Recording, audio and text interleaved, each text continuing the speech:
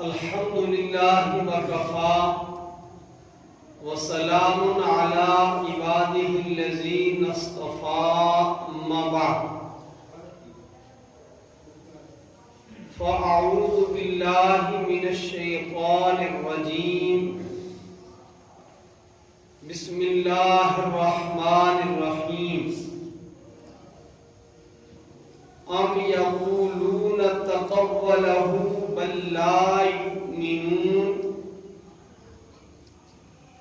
فليأتوا بحديث مثله إن كانوا صادقين. وقال الله تبارك وتعالى في مقام آخر قل لئن اجتمعت الإنس والجن على أن يأتوا بمثل هذا القرآن لا يأتون بمثله ولو كان بعضهم لبعض ظهيرا. وقال الله تبارك وتعالى في مقام آخر إنه لكتاب عزيز لا يأتيه الباطل من بين يديه ولا من خلفه تنزيل من حكيم حميد.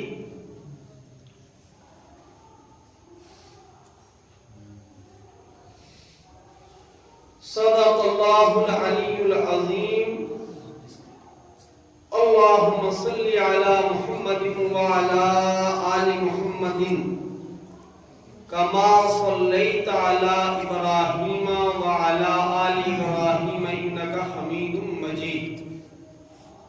اللهم بارك على محمد وعلى آل محمد كما باركت على إبراهيم وعلى آل إبراهيم إنك حميد مجيد. اللہ تبارک و تعالی کی بیش بہا نعمتیں ہیں. ان نعمتوں میں سے ایک عظیم ترین نعمت انسانوں کے لیے قرآن حکیم ہے. قرآن حکیم کا اصل نام قرآن ہے. قرأ سے ہے لفظ، وہ کلام مقدس جسے بار بار پڑھا جائے، وہ کلام مقدس جسے بار بار دہرایا جائے. اللہ رب العالمین نے اولاً قرآن حکیم کو لوح محفوظ میں اتارا. یاد رکھیں کہ قرآن وہ کتاب ہے کہ یہ الفاظ بھی اللہ تعالیٰ کے ہیں. یہ خاص بات یاد رکھیں، یہ جو الفاظ آپ پڑھتے ہیں یہ الفاظ اللہ تبارک و تعالیٰ کے ہیں. اگر مراد تو اللہ تبارک و تعالیٰ کی ہو اور الفاظ اللہ تبارک و تعالیٰ کے نہ ہوں تو اسے قرآن نہیں کہا جائے. تو اولاً اللہ رب العالمین نے قرآن حکیم کو لوح محفوظ پر اتارا.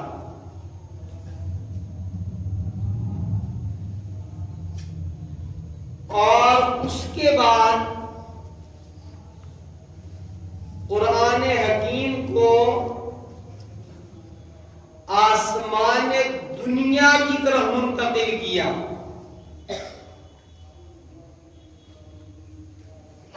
اور باقاعدہ رب العالمین نے ارشاد فرمایا اِنَّا أَنزَلْنَاهُ فِي لَيْلَةٍ مُبَارَكَةٍ، کہ ہم نے قرآن حکیم کو برکت والی رات میں اتارا. اِنَّا أَنزَلْنَاهُ فِي لَيْلَةِ الْقَدْرِ، جس مقدس رات میں قرآن حکیم نازل ہوا وہ رات سراپا سلامتی ہے، سراپا برکت ہے، سراپا خیر ہے۔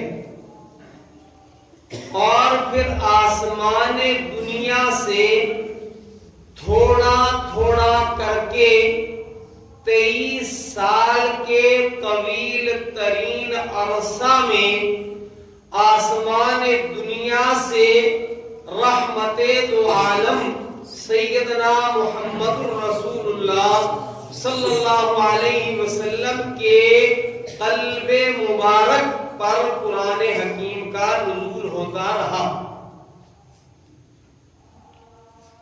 سب سے پہلے قرآن حکیم کی جو آیت نازل ہوئی وہ آیت علم ہے، اقرأ بسم ربک الذی خلق۔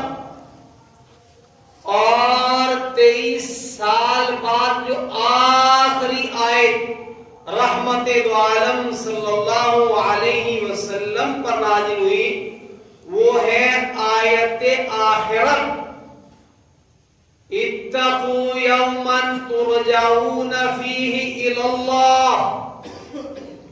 تو پہلی آیت آیت علم ہے، آخری آیت آیت آخرت ہے۔ قرآن حکیم رحمت دو عالم صلی اللہ علیہ وسلم پر نازل ہوتا تو رسول اکرم صلی اللہ علیہ وسلم جلدی جلدی قرآن حکیم کو دہراتے تاکہ یہ محفوظ ہو جائے۔ اللہ رب العالمین نے ارشاد فرمایا کہ رحمت دو عالم صلی اللہ علیہ وسلم قرآن حکیم کا جمع رکھنا، قرآن حکیم کو محفوظ کرنا، ان علینا جمعہ و قرآنا، اس کو دہراتا رہا جائے، اس کو محفوظ رکھا جائے۔ فرمایا یہ ہماری ذمہ داری ہے، اس معاملے میں آپ کو زیادہ متفکر ہونے کی ضرورت نہیں۔ حضور اکرم صلی اللہ علیہ وسلم پر جو یہ قرآن حکیم نازل ہوتا تھا، آپ لکھنے والے صحابہ کرام رضوان اللہ تعالی علیہم اجمعین میں سے فوراً کسی صحابی کو بلاتے تھے اور فرماتے تھے کہ اس کلام کو تحریر کر لو۔ وہ ہرن کی جھلیوں پر لکھا گیا، وہ پتھر کی سلیٹوں پر لکھا گیا، وہ ہڈیوں پر لکھ کر کے محفوظ رکھا گیا۔ یہ کہنا کہ قرآن حکیم رحمت دو عالم صلی اللہ علیہ وسلم کے بہت بعد لکھا گیا ہے، نیریج حالت ہے۔ پورے کا پورا قرآن حکیم رحمت دو عالم صلی اللہ علیہ وسلم کے زمانے میں لکھا گیا، ہم متفرق جگہوں پر لکھا ہوا تھا۔ فوراً رسول اکرم صلی اللہ علیہ وسلم صحابی کو طلب فرماتے تھے اور فرماتے تھے کہ لکھو۔ کاتب وحی صحابہ کی تعداد بھی کوئی کم نہیں ہے، بلکہ 3 درجن سے زیادہ صحابہ کرام رحمت دو عالم سیدنا محمد عربی صلی اللہ علیہ وسلم سے قرآن حکیم کتابت فرماتے تھے، بلکہ بعض روایات میں ہے کہ 42 صحابہ کاتب وحی تھے۔ چند صحابہ کرام رضوان اللہ تعالی علیہم اجمعین کو حضور اکرم صلی اللہ علیہ وسلم نے باقاعدہ قرآن حکیم کی اجازت عطا فرمائی۔ حضرت عثمان کو، حضرت علی کو، زید بن ثابت کو، ابو زید کو وغیرہ وغیرہ، ابو مالک اشعری رضی اللہ تعالی عنہ کو، تو حضرت سالم مولا ابو حذیفہ رضی اللہ عنہم اجمعین کو آپ صلی اللہ علیہ وسلم نے قرآن حکیم کی اجازت عطا فرمائی کہ آپ لوگوں کو اسے پڑھائیں اور ان حضرات کے علم پر حضور اکرم صلی اللہ علیہ وسلم کو مکمل اطمینان تھا۔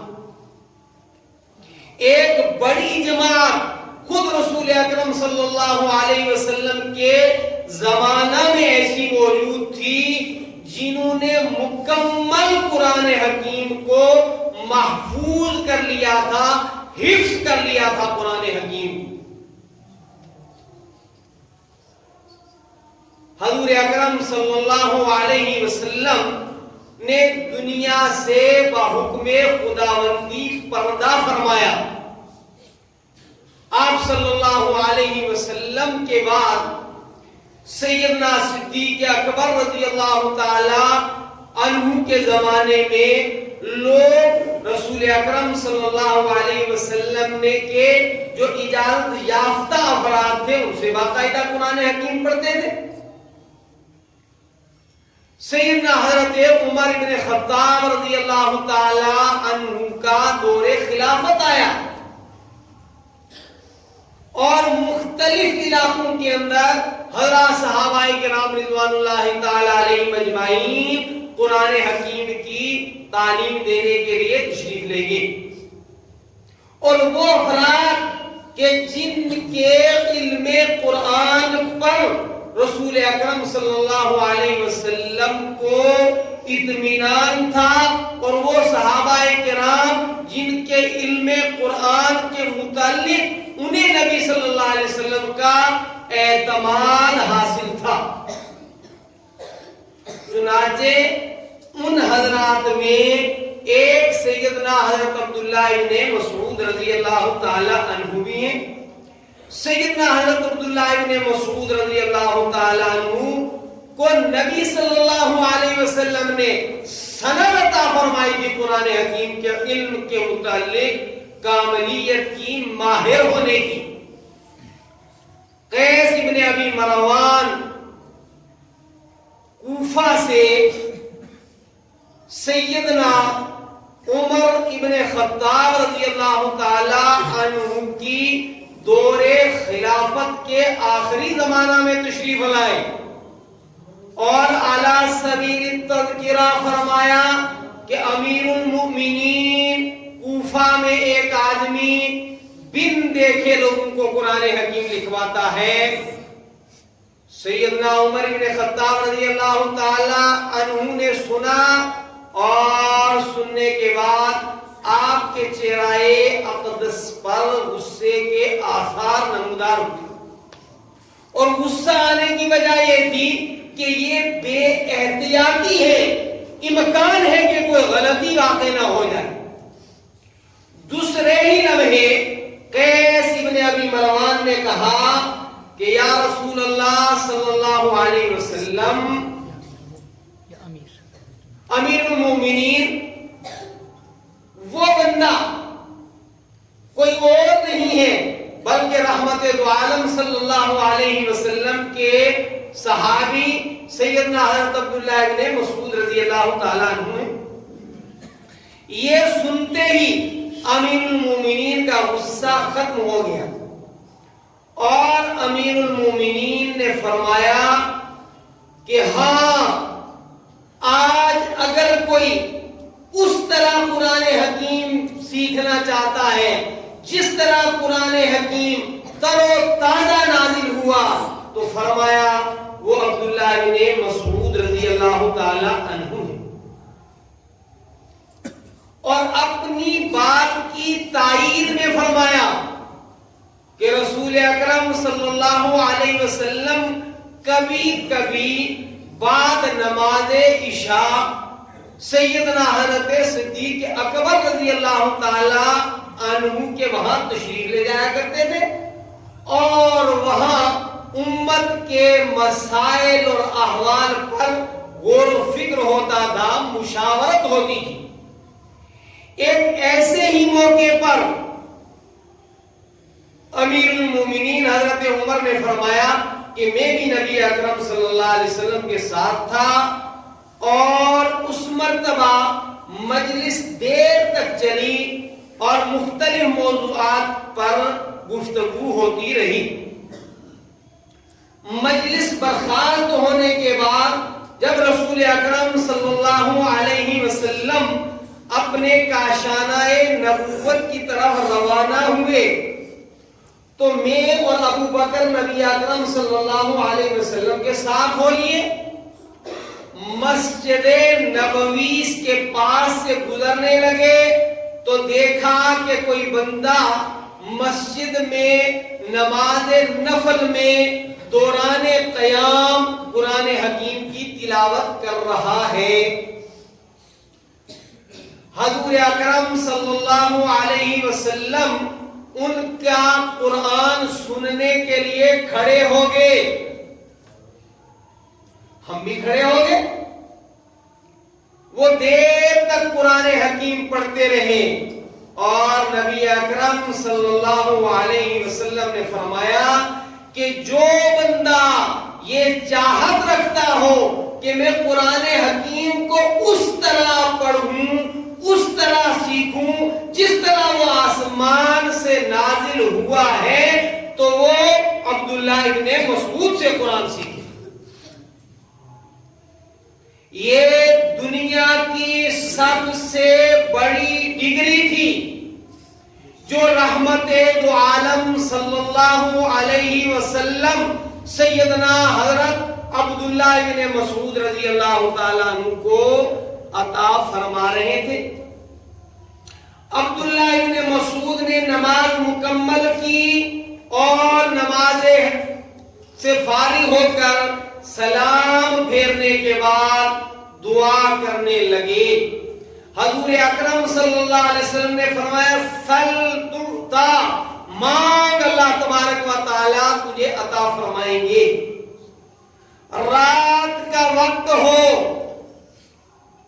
اور قرآن حکیم کی تلاوت ہو اور رب کائنات کے حضور بندہ مناجات کرے، سائل بن جائے، یہ دعا اقرب الی الاجابت ہے، یہ قبولیت کے انتہائی قریب ہے، قبولیت کے انتہائی قریب ہے۔ اور پھر رحمت دو عالم امام الانبیاء رحمت للعالمین صلی اللہ علیہ وسلم فرما دے کہ مانگیے اللہ تعالیٰ عطا فرمائیں گے۔ پھر اس دعا کی قبولیت میں کوئی شک و شبہ نہیں رہ سکتا۔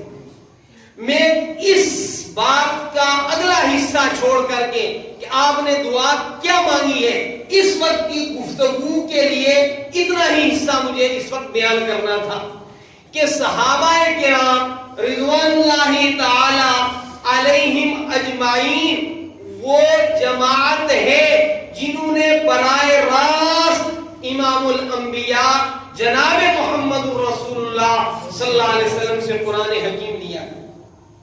اللہ نے قرآن نازل کیا، قرآن میں جو قانون ہے وہ زمین پر نہیں بنا، وہ ریاست کی اسمبلی میں نہیں بنا، وہ ملک کی پارلیمنٹ میں نہیں بنا، وہ اقوام متحدہ کی اسمبلی میں نہیں بنا، وہ زمین پر نہیں بنا، وہ عرش سے بالا اللہ رب العالمین کے ذات پاک سے وہ قانون آیا۔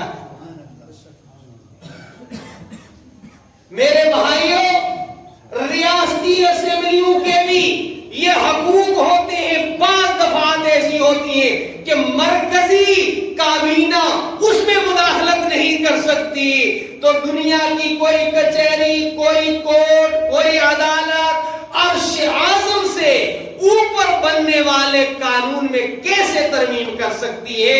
این خیال است و محال است و جنو۔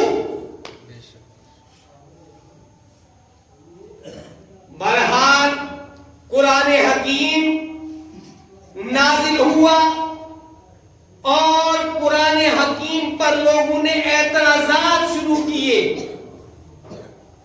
ام یقولون تقولہ بل لا یؤمنون، بعض لوگوں نے یہ کہا کہ یہ گھڑا ہوا کلام ہے محمد عربی کا، محمد عربی نے اسے گھڑ لیا ہے، اپنی طرف سے بنا لیا ہے، ہمیں اطمینان نہیں ہے کہ یہ رب العالمین کی طرف سے نازل ہوا ہے۔ حکیم نے خود ان کو جواب دیا. سورہ طور کے اندر آیت نمبر 33 اور 34 کے اندر جواب دیا. جب کچھ لوگوں نے کہا ہم یقولون تقولہ بل لا یؤمنون، ہمیں اطمینان نہیں ہے کہ یہ آسمان سے نازل ہوا ہے، ہم تو یہ سمجھتے ہیں کہ یہ محمد عربی خود گھڑ لیتے ہیں. تو قرآن نے کہا محمد نے اگر یہ گھڑا ہے، اگر تمہارا عقیدہ یہ ہے فَلْيَأْتُوا بِحَدِيثٍ مِثْلِهِ إِن كَانُوا صَادِقِينَ، اگر تم یہ کہنے میں سچے ہو تو ایک جملہ، ایک بات، ایک لفظ، ایک قول قرآن حکیم جیسا لا کر کے دکھا دو. شاعر شاعروں کا مقابلہ کر سکتے ہیں، خطیب خطبہ کا مقابلہ کر سکتے ہیں، ماہرین ادب ایک ماہر دوسرے کا مقابلہ کر سکتا ہے، لیکن وہ ذات رب کائنات ایسی ہے کہ جہاں ساری قدرت ایک طرف ہے، دوسری طرف عجز ہے، دوسری طرف انکساری ہے، دوسری طرف خالی ہاتھ ہے، اور ساری خیر کا، ساری قدرتوں کا، سارے کمالات کا، سارے محاسن کا سرچشمہ واحد رب کائنات ہے.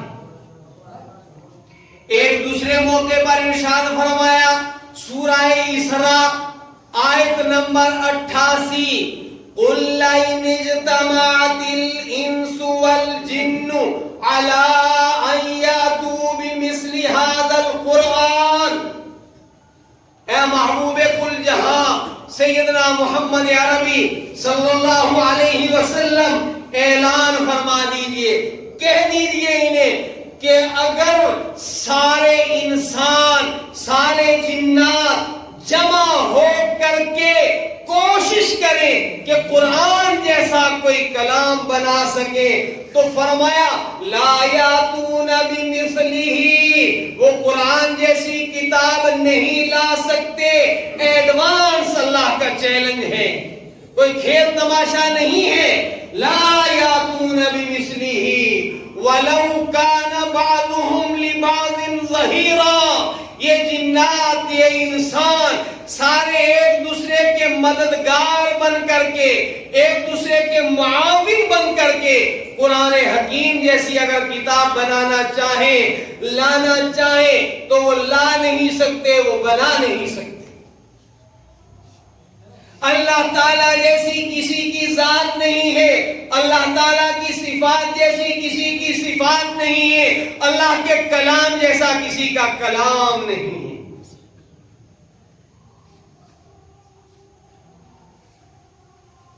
تو قرآن حکیم نے کھلم کھلا چیلنج دیا کہ اگر کسی میں دم ہے تو 14 صدیاں ہو گئی، تم قرآن حکیم جیسی کوئی کتاب نہیں، پوری کتاب نہیں لا سکتے، 10 سورتیں نہیں لا سکتے، ایک مکمل سورت نہیں لا سکتے، ایک جملہ نہیں لا سکتے. یہ قرآن حکیم کا چیلنج ہے، اور آج تک اس چیلنج کو کوئی پورا نہیں کر سکتا، اور قرآن نے کہہ دیا کہ قیامت تک کر بھی کوئی نہیں سکتا. ان کنتم فی ریب مما نزلنا علی عبدنا، فرمایا کہ اگر تمہیں اس کلام مقدس کے اوپر شک و شبہ ہے کہ جس کو آسمانوں سے ہم نے اتارا ہے، تو تم لاؤ اس کے مقابلے میں ایک سورت. قرآن جیسی کتاب نہیں لا سکے، 10 سورتیں نہیں لا سکے، ایک سورت نہیں لا سکے، ایک جملہ نہیں لا سکے، اور قیامت تک نہیں لا سکتے ہیں. میرے بھائیوں، قرآن حکیم انسانیت کے لیے اللہ تعالی کی طرف سے رہنما کتاب ہے، ہدایت نامہ ہے، یہ روشنی ہے، یہ انسانوں کو امن فراہم کرنے والا چراغ ہے، امن فراہم کرنے والی دولت ہے. ہمیں چاہیے کہ ہم اپنے آپ کو اس کے ساتھ وابستہ کریں. آپ کا یہ عظیم الشان مجمع میرے سامنے بیٹھا ہے، کوئی بندہ مجھے یہ بتائے کہ میرے نام ایک خط آیا اور خط تھا انگلش کے اندر، اور میں چونکہ اردو جانتا ہوں تو چونکہ میں انگلش نہیں جانتا تھا اس لیے وہ خط میں نے نہیں پڑھا، نہیں سمجھا۔ کوئی ایک مثال دے دو۔ اچھا، اگر اردو بھی آپ نہیں جانتے تو کبھی کسی نے آپ کے نام اردو میں خط لکھا ہو، دوست نے لکھا ہو، دشمن نے لکھا ہو، رشتہ دار نے لکھا ہو، اور آپ نے یہ کہ میں تو جاہل ہوں اس لیے میں نے وہ خط نہیں پڑھا۔ بات کو سمجھے، آدمی پڑھا ہو ان پڑھ ہو، اس زبان کو جانتا ہو نہ جانتا ہو، کسی دوست کی طرف سے، کسی رشتہ دار کی طرف سے اس کے نام کوئی خط آئے، وہ بہت جلدی کوشش کرتا ہے کہ ادھر ادھر بھاگ دوڑ کر کے سمجھے اسے کہ میں یہ کیا ہے۔ گورنمنٹ کی طرف سے کوئی ہدایت نامہ آپ کے نام پہنچے اور آپ کہ میں انگلش نہیں جانتا لہذا اس کو رکھ دیں تاخچے کے اندر، ایسا نہیں، آپ فوراً دوڑتے ہیں اور کسی نہ کسی سے اس کو پڑھواتے ہیں۔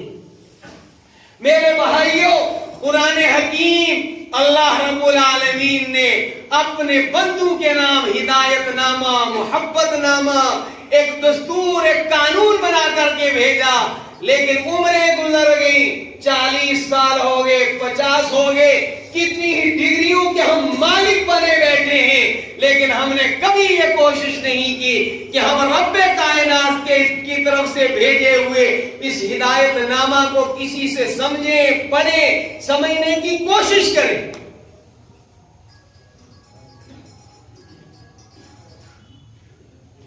پھر ایک وقت آئے گا رب العالمین کے دربار میں حاضری ہوگی اور وہاں پوچھا جائے گا ہم نے تمہارے نام ایک پیغام بھیجا تھا، ایک ہدایت نامہ بھیجا تھا، ایک روشنی بھیجی تھی، تم نے آنکھیں بند کر کے اس روشنی کو دیکھنا گوارا نہیں کیا، تو آخر ہم کیا جواب دیں گے رب کائنات کے حضور؟ اب چلے گئے اپنے محلوں میں، بستیوں میں، اپنے اداروں میں، مارکیٹوں میں، کوئی بندہ ایسا ڈھونڈ کر کے بتا دے کہ اس کے نام کوئی پیغام آئے اور وہ اس سے اس طرح لاپرواہی کرے کہ چھوڑو مجھے کیا سمجھنا ہے۔ ایک بات اور، آپ کہیں گے کہ ہم سمجھتے نہیں مگر پڑھتے تو ہیں۔ بے شک تلاوت قرآن بڑا بابرکت عمل ہے، باعث نزول رحمت ہے، لیکن یاد رکھیں کہ انسان دو چیزوں کا مجموعہ ہے، جسم اور روح کا، اور روح بیمار ہوتی ہے تو اس کے لیے اللہ تعالیٰ نے دوا بنائی ہے، جسم بیمار ہوتا ہے تو اللہ تعالیٰ نے جسم کے لیے بھی دوائیاں بنائی ہیں، اللہ نے بنائی ہے۔ میں اس لیے کہتا ہوں کہ سائنسدان جو کچھ تیار کرتے ہیں وہ اللہ کی دی ہوئی نعمتوں کو آپس میں جوڑ کر تیار کرتے ہیں، خود کسی چیز کو وہ پیدا نہیں کرتے۔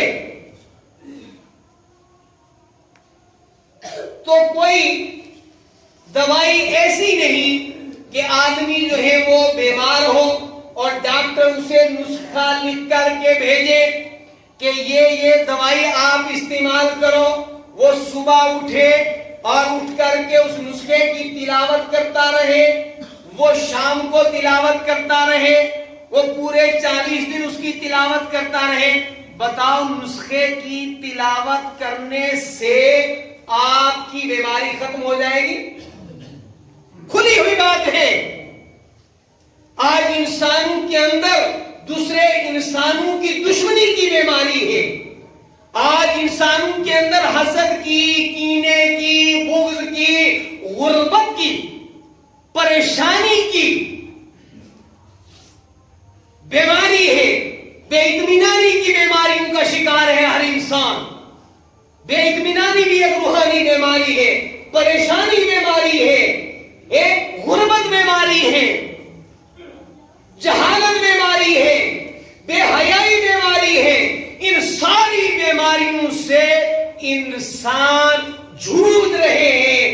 इंसानियत इन बीमारियों का शिकार होकर दम तोड़ रही है।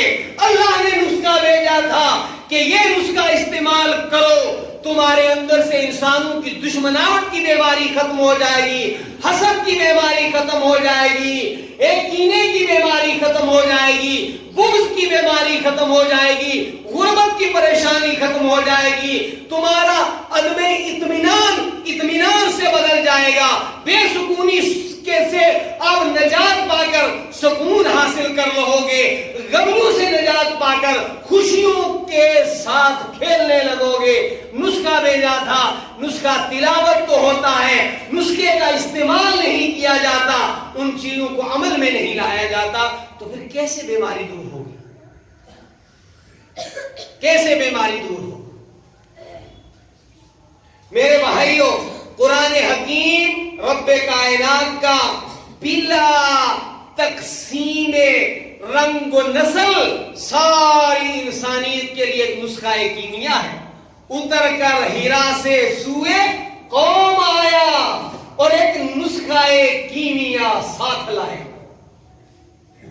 वो अरब जो नस्लों तक इस बुनियाद पर लड़ते रहते थे कि फुला वक्त में 50 साल पहले, 1 सदी पहले, इतने साल पहले फुला कबीले के लोगों के जानवरों ने हमारे कबीले के जानवरों से पहले चश्मे पर से पानी पी लिया था, पर इसी बुग़्ज़ के अंदर वो नस्ल दर नस्ल लड़ते रहते थे।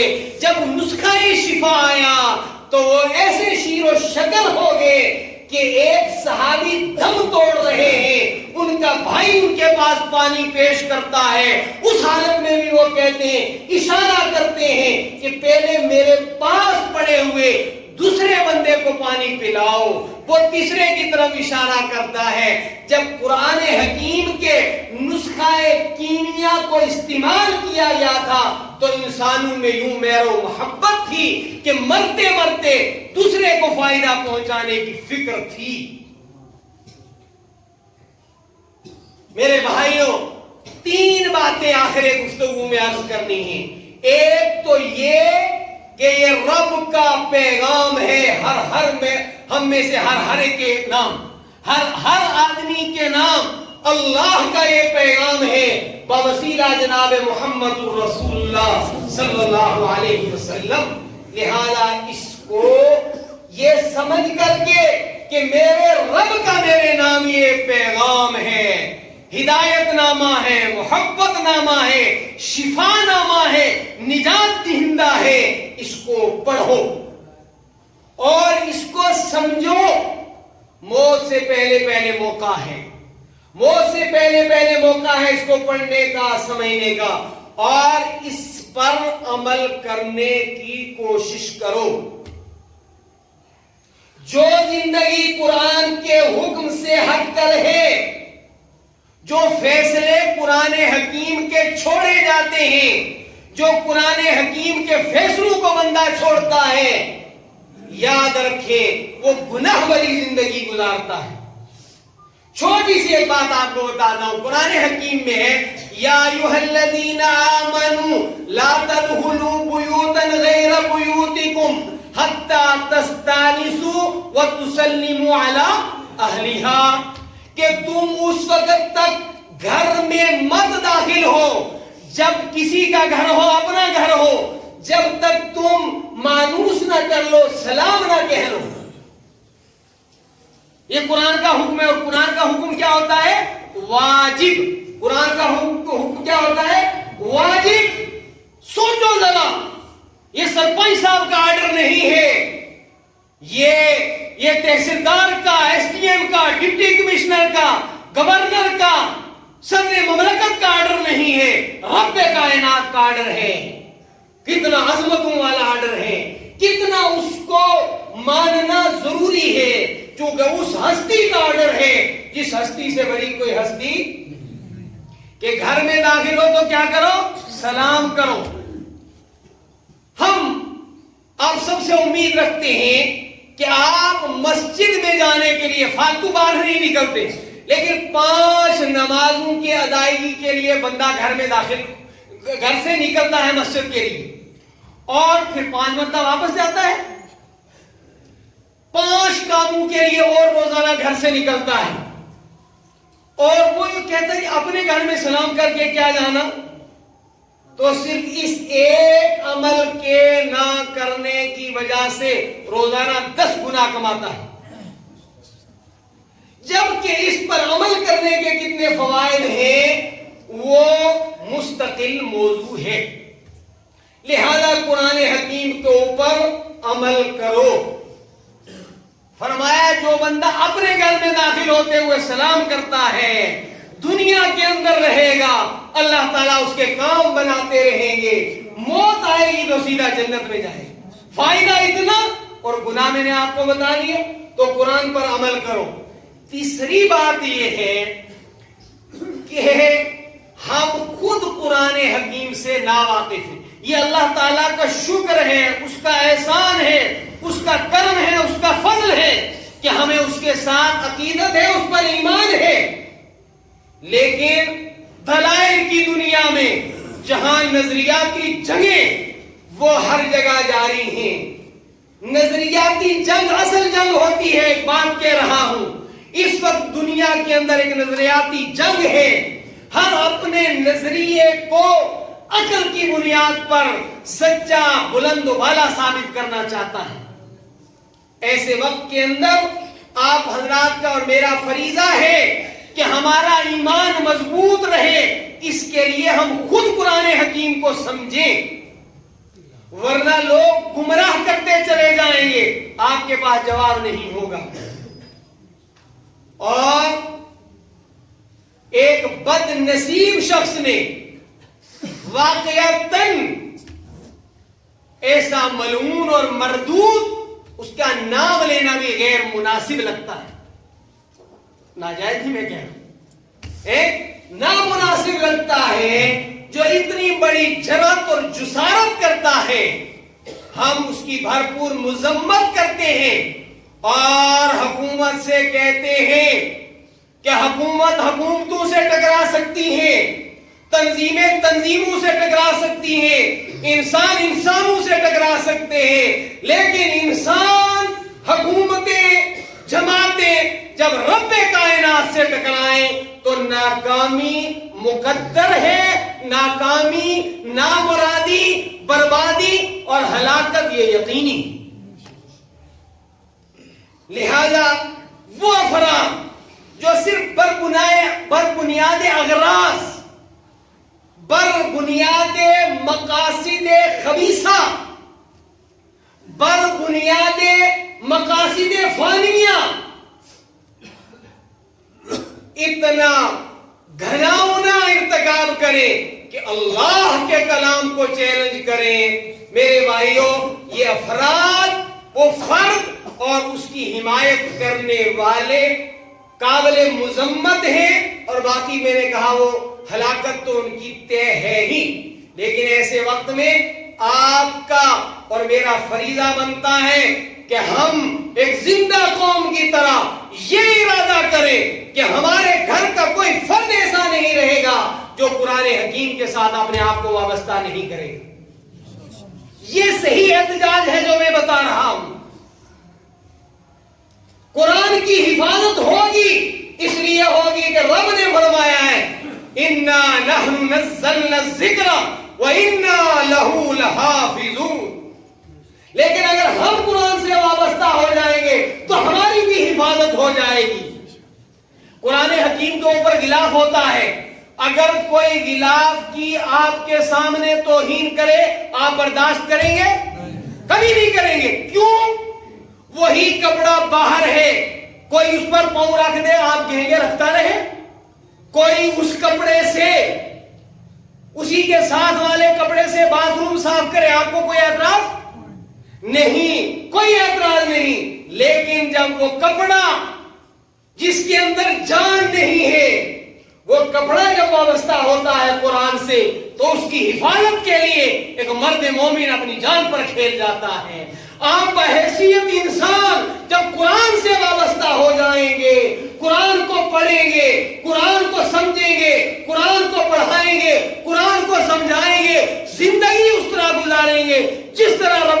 کائنات کا قرآن کہہ رہا ہے، تو یاد رکھیے جو رب قرآن کی حفاظت فرمانے کا وعدہ کرتا ہے وہ وابستگان قرآن کی بھی حفاظت کرے گا۔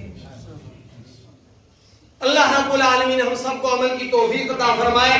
رمضان المبارک بالکل قریب ہے، اپنے آپ کو قرآن کی طرف زیادہ وابستہ کرنے کی کوشش کریں، روزانہ تلاوت کا اہتمام کریں، قرآن حکیم کو سمجھیں، اس کا ترجمہ پڑھیں، اس کی تفاسیریں پڑھیں، سمجھنے اور پڑھنے کے لیے رابطے کریں۔ اللہ رب العالمین ہم سب کو عمل کی توفیق عطا فرمائے۔ نماز کے بعد